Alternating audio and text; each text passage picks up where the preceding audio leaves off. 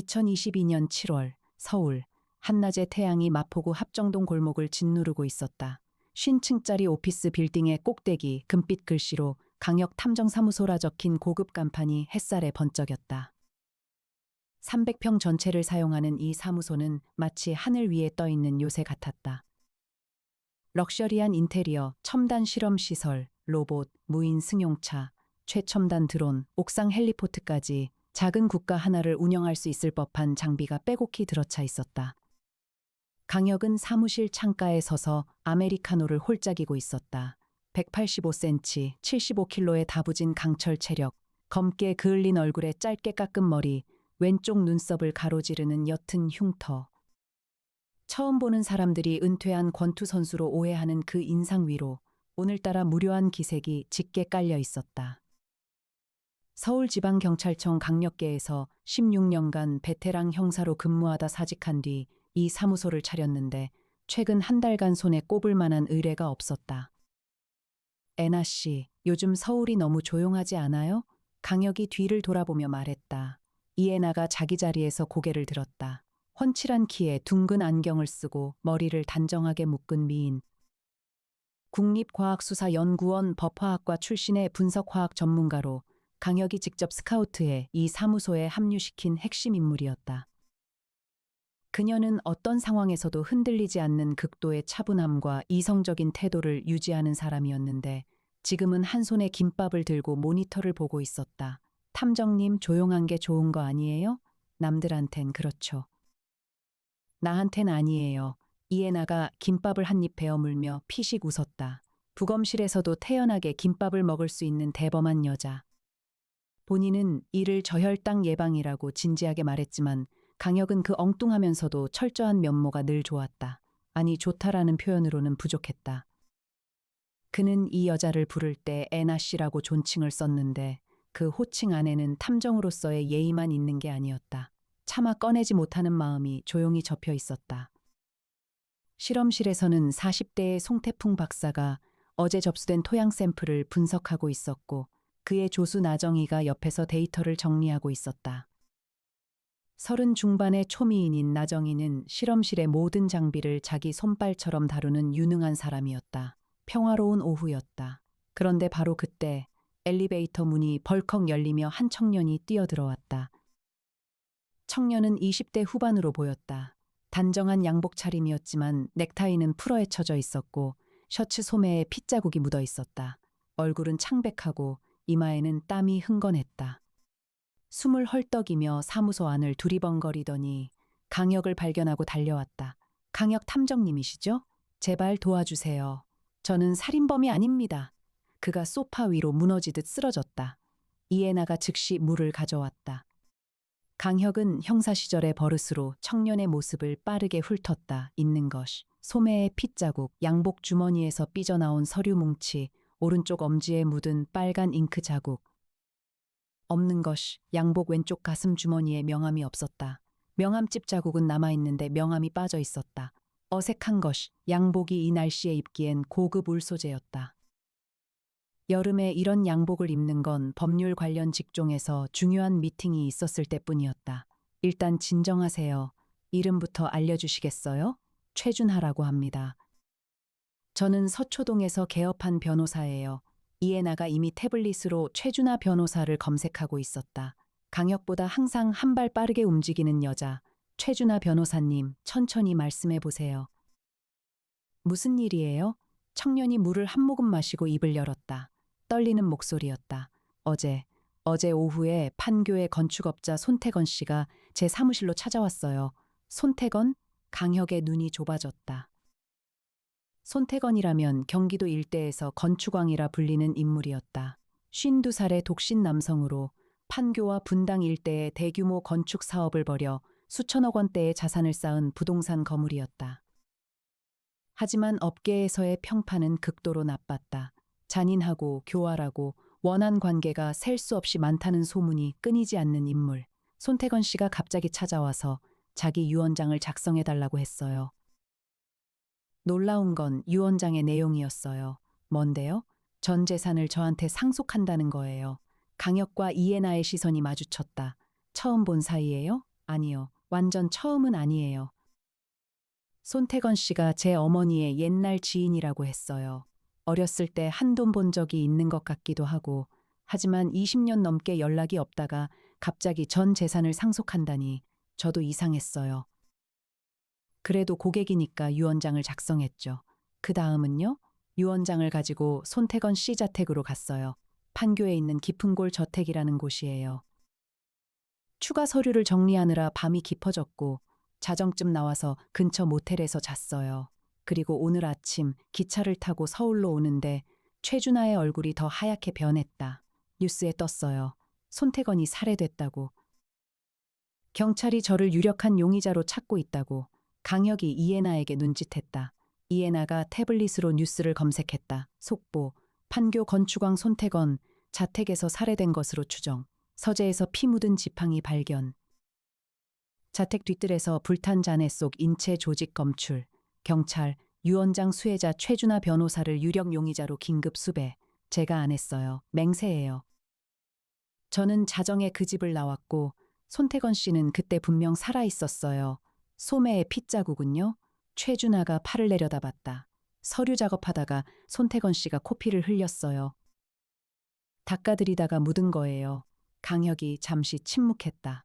형사 시절의 직관이 말하고 있었다. 이 청년의 눈에는 살인을 저지른 자의 냉기가 없었다. 공포와 억울함만이 가득 차 있었다. 바로 그때 사무소 전화가 울렸다. 이해나가 받았다. 강혁 탐정사무소입니다. 네, 알겠습니다. 이해나가 전화를 끊고 강혁을 받다. 경찰이에요. 최준하 변호사가 여기 있다는 제보를 받고 오고 있대요. 최준하의 얼굴이 절망으로 물들었다. 체포되면 끝이에요. 증거가 다 저를 가리키고 있어요.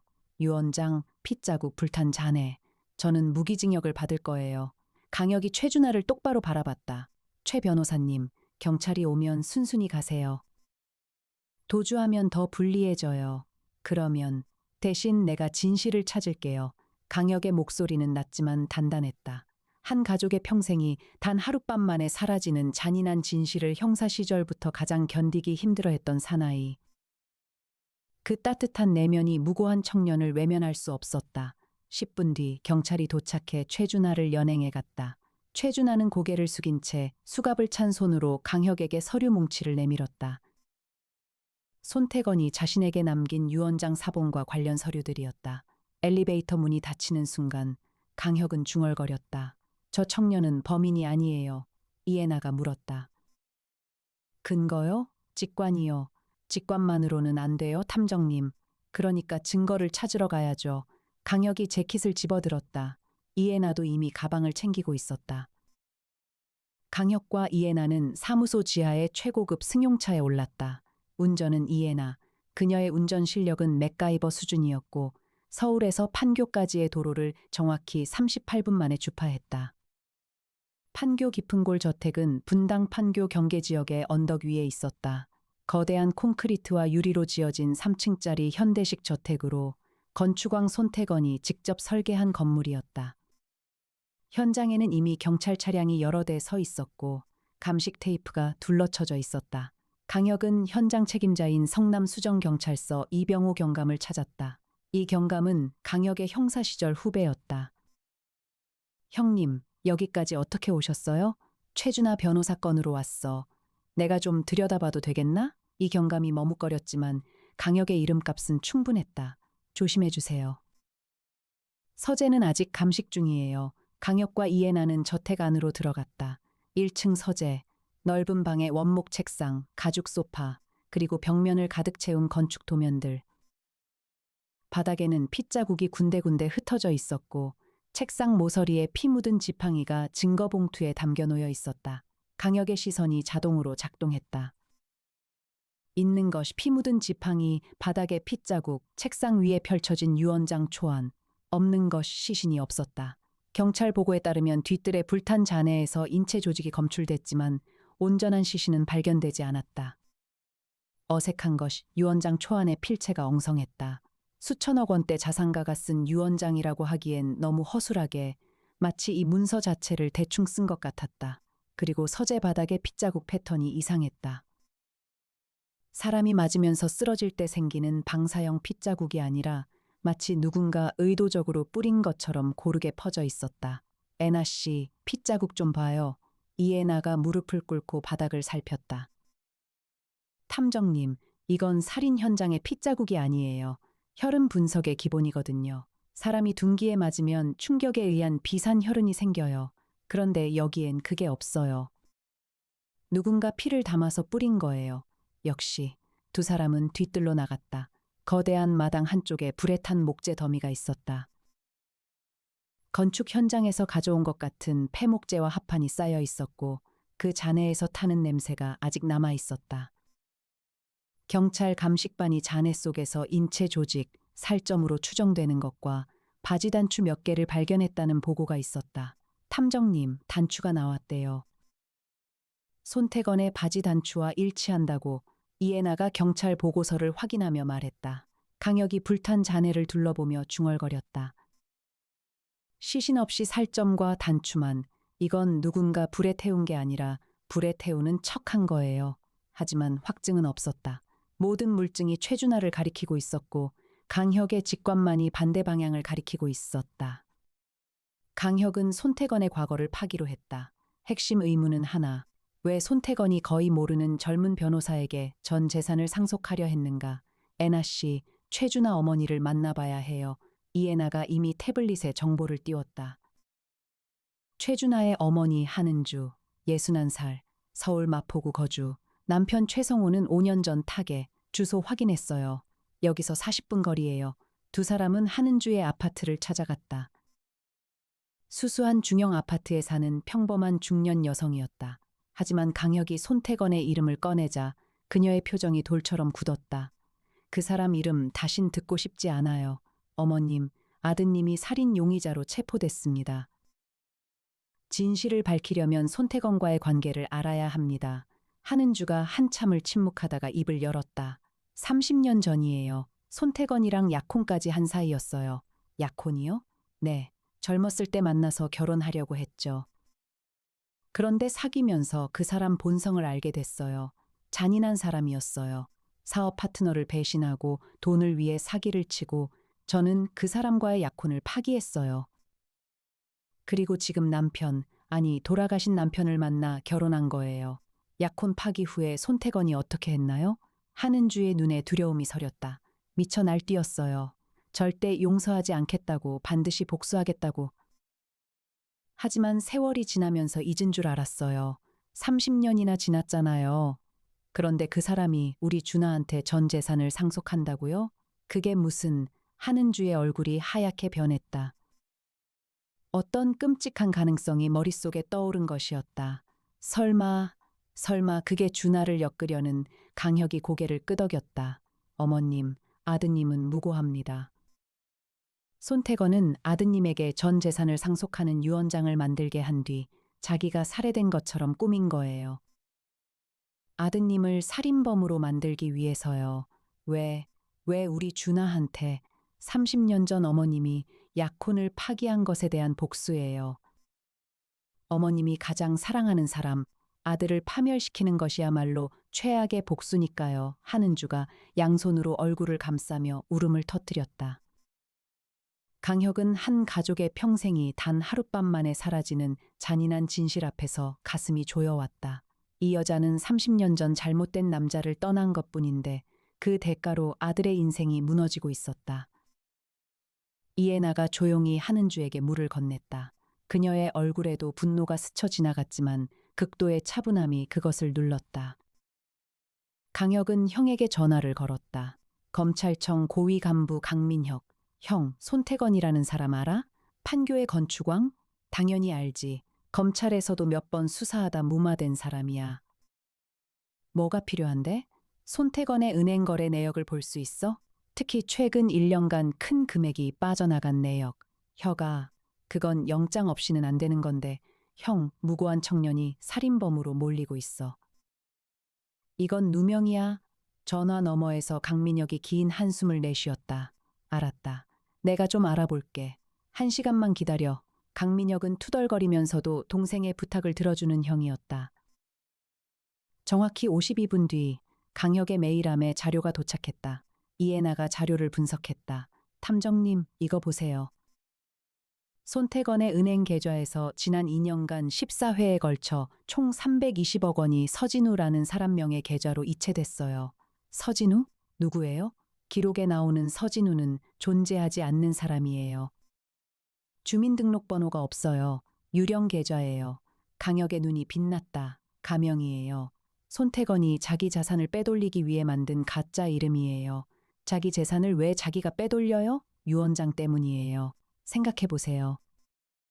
손태건이 최준하에게 전 재산을 상속하는 유 원장을 만들었지만 실제로는 재산의 상당 부분을 이미 서진우라는 가명으로 빼돌려 놓은 거예요. 최준하가 상속받는 건 빈 껍데기고 진짜 돈은 서진우, 즉 손태건 본인에게 있는 거죠. 그러면 손태건은 죽은 게 아니라 살아 있어요. 자기 죽음을 연출하고 최준하를 살인범으로 몰고 자기는 서진우라는 새 이름으로 채권자들까지 따돌리며 사라지려는 거예요. 일석삼조의 계획이죠. 이해나가 안경을 밀어 올리며 말했다. 탐정님, 그러면 손태건이 어딘가에 숨어 있다는 거잖아요. 어디에? 그 집 아니에요. 네?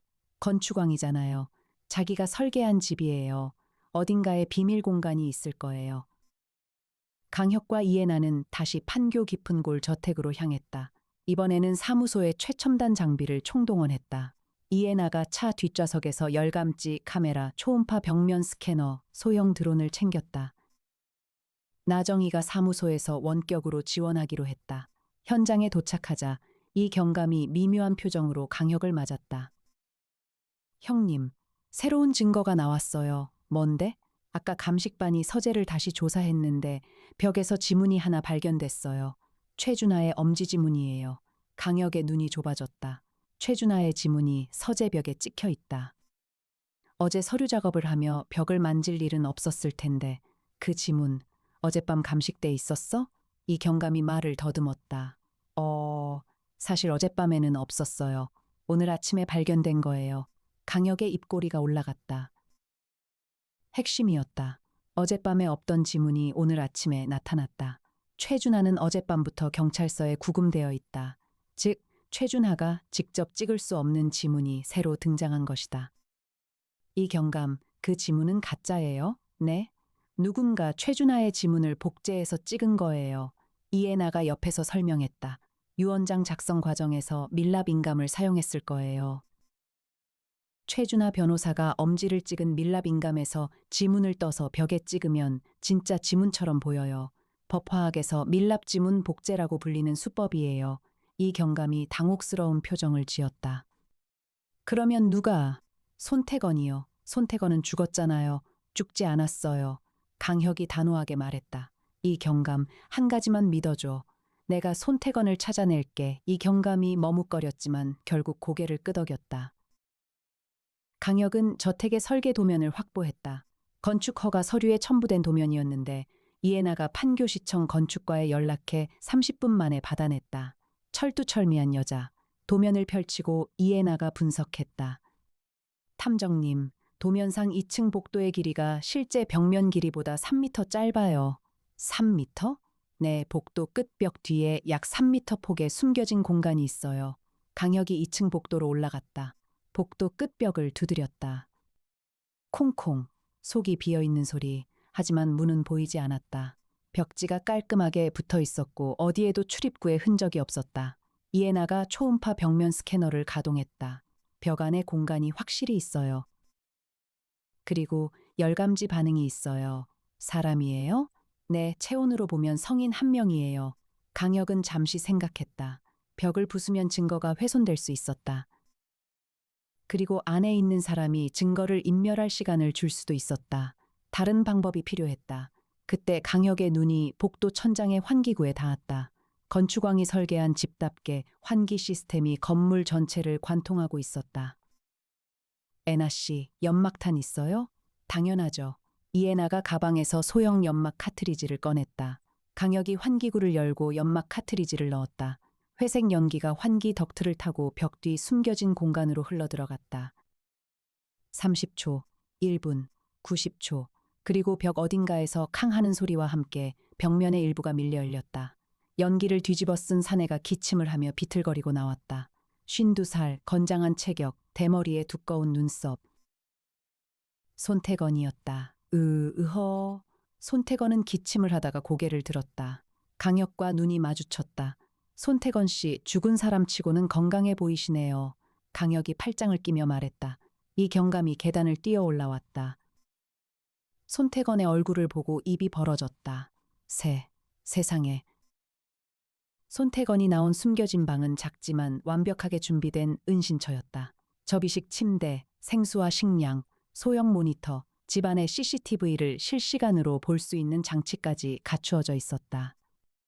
그리고 방 한쪽에 가방이 하나 놓여 있었다. 안에는 서진우 명의의 여권, 신분증, 신용카드가 들어 있었다. 새 인생을 시작하려고 했군요. 강혁이 가방을 들며 말했다. 손태건이 비웃듯이 웃었다. 장난이었소. 그냥 장난. 세상을 좀 놀려보려고 한 거요. 장난이요? 무고한 사람을 살인범으로 몰고 자기 죽음을 위장하고 채권자들을 사기치는 게 장난이에요? 증거가 있소? 내가 누구를 죽였소? 아무도 안 죽였잖소. 불탄 자네? 동물 조직이요. 건축 현장에서 가져온 동물 가죽이야. 핏자국? 내 코피요. 엄밀히 말하면 살인은 일어나지 않았소. 손태건의 눈이 차갑게 빛났다. 교활한 사기꾼의 눈이었다. 법적으로 나를 뭘로 잡을 거요? 살인은 없었소. 내가 내 집에서 숨어 있은 게 범죄요? 이 경감이 난감한 표정을 지었다. 실제로 살인이 일어나지 않은 상황에서 손태건을 어떤 혐의로 구속할 수 있을지 애매했다. 하지만 강혁은 미리 준비해 두고 있었다. 손태건 씨, 사기죄와 무고죄, 그리고 공문서 위조죠. 서진우라는 가명으로 320억 원을 빼돌린 건 채권자들에 대한 사기예요. 최준하를 살인범으로 몰리게 만든 건 무고죠. 그리고 서진우 명의의 여권과 신분증은 공문서 위조예요. 손태건의 얼굴에서 비웃음이 사라졌다. 그리고 하나 더. 강혁이 주머니에서 휴대전화를 꺼냈다. 형, 나야. 준비됐어? 전화 너머에서 강민혁의 목소리가 들렸다. 혀가 검찰에서 손태건에 대한 사기 및 횡령 혐의 긴급 체포영장 발부받았다. 지금 보내줄까? 보내줘. 2분도 안 돼서 이 경감의 휴대전화로 영장이 전송됐다. 손태건 씨, 사기 무고, 공문서 위조 및 횡령 혐의로 긴급 체포합니다. 이 경감이 수갑을 꺼내며 말했다. 손태건이 이를 악물었다. 이런 법이 어딨소. 당신이 완벽한 계획을 망친 거예요. 강혁이 차분하게 말했다. 지문을 심은 게 실수였어요. 어젯밤 감식에서 없던 최준하의 지문이 오늘 아침에 나타났다는 건 누군가가 밤사이에 서재에 들어가 지문을 찍었다는 뜻이에요. 이 집에서 밤사이에 서재에 들어갈 수 있는 사람은 이 집에 숨어 있는 사람뿐이죠. 이미 완벽했던 연출을 더 완벽하게 만들려다가 오히려 모든 걸 망친 거예요. 손태건의 눈에서 빛이 사라졌다. 교활함이 공허함으로 바뀌는 순간이었다. 손태건이 연행된 뒤 강혁은 저택정원에 서서 하늘을 올려다봤다. 7월의 뜨거운 태양이 건물 위로 내려앉고 있었다. 이해나가 다가왔다. 탐정님, 괜찮으세요? 괜찮아요. 또 거짓말이시죠? 이해나가 담담하게 말했다. 이 여자는 늘 그랬다. 자기 감정은 숨기면서 상대의 감정은 정확히 읽는. 강혁이 낮게 말했다. 30년이에요, 애나 씨. 30년 동안 복수를 준비한 사람이에요.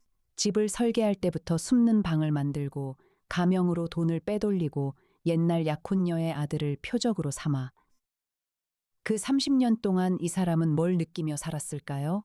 이해나가 잠시 침묵했다. 아마 아무것도 못 느꼈을 거예요. 복수심이 다른 모든 감정을 삼켜버렸으니까. 강혁이 고개를 끄덕였다. 탐정이 된 후에는 단순히 범인을 잡는 것을 넘어 사건 이후 피해자와 가해자가 어떻게 살아남고 삶을 이어가는가에 대해 깊이 고뇌하는 성숙한 시선, 그것이 강혁의 무게였다. 손태건은 범죄자였지만 동시에 30년의 원한에 갇혀 자기 인생을 송두리째 태워버린 사람이기도 했다.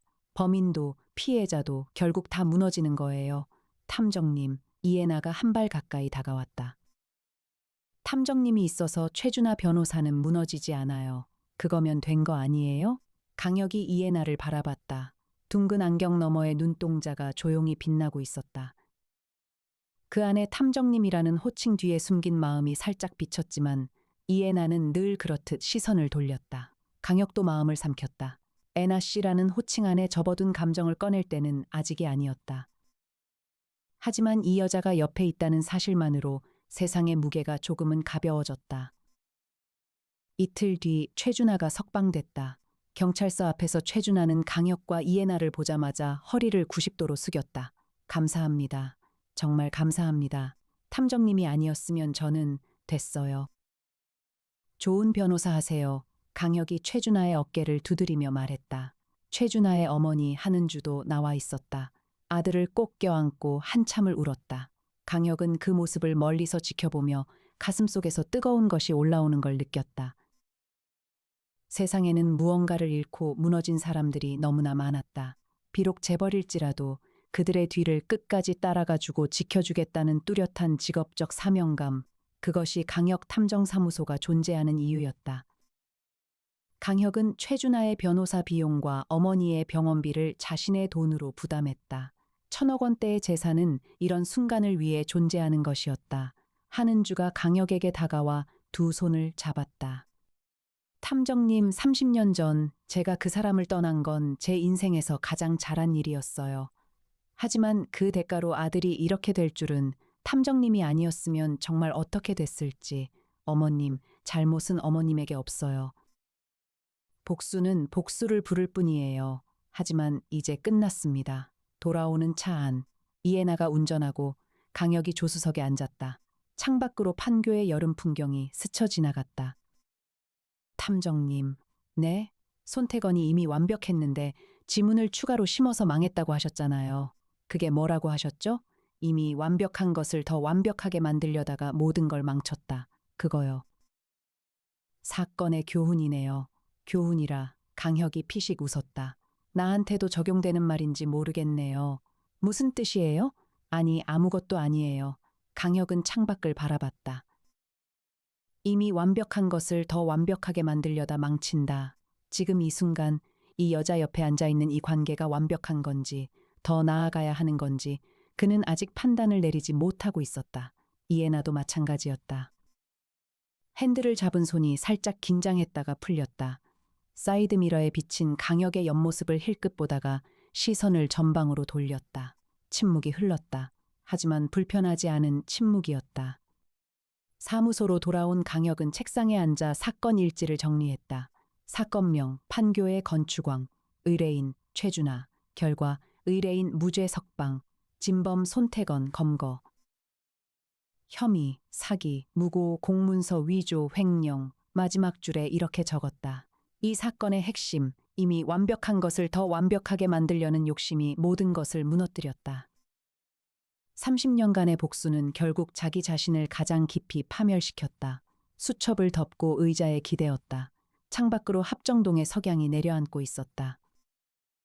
탐정님, 오늘 퇴근 전에 드릴 것이 있어요. 이애나가 다가와 작은 종이 봉투를 내밀었다. 안에는 김밥 한 줄이 들어있었다. 저혈당 예방이에요. 탐정님도 오늘 점심 안 드셨잖아요. 강혁이 김밥을 받아들며 웃었다. 애나 씨, 고마워요. 별 말씀을요. 이애나가 돌아서는 순간 강혁이 말했다. 애나 씨, 네? 내일도 잘 부탁해요. 이애나가 안경 너머로 잠깐 웃었다. 이번에는 입꼬리가 올라간 채 내려오지 않았다. 그럼요, 탐정님. 내일도, 모레도, 그 다음에도요. 그녀가 자리로 돌아간 뒤 강혁은 김밥을 한 입 베어 물며 석양을 바라봤다. 이 사무소에는 세상에서 가장 찬란한 석양이 들어왔다. 쉰층이니까 당연한 것이겠지만 그는 그 빛이 유난히 따뜻하게 느껴지는 이유가 높이 때문만은 아니라는 것을 알고 있었다. 다음 사건이 올 때까지 잠깐의 평화. 실험실에서 송태풍 박사의 기침 소리가 들리고 나정희의 밝은 웃음소리가 울리고 이애나의 키보드 소리가 리듬을 탔다. 강혁 탐정사무소의 평범한 저녁. 하지만 이 평범함을 지키기 위해 오늘도 누군가의 어둠 속으로 걸어 들어간 사람들이 여기에 있었다. 강혁은 수첩 마지막에 한 줄을 더 적었다. 2022년 7월, 서울은 다시 조용해졌다. 하지만 오래 가지는 않을 것이다. 수첩을 덮었다. 내일이 기다려졌다.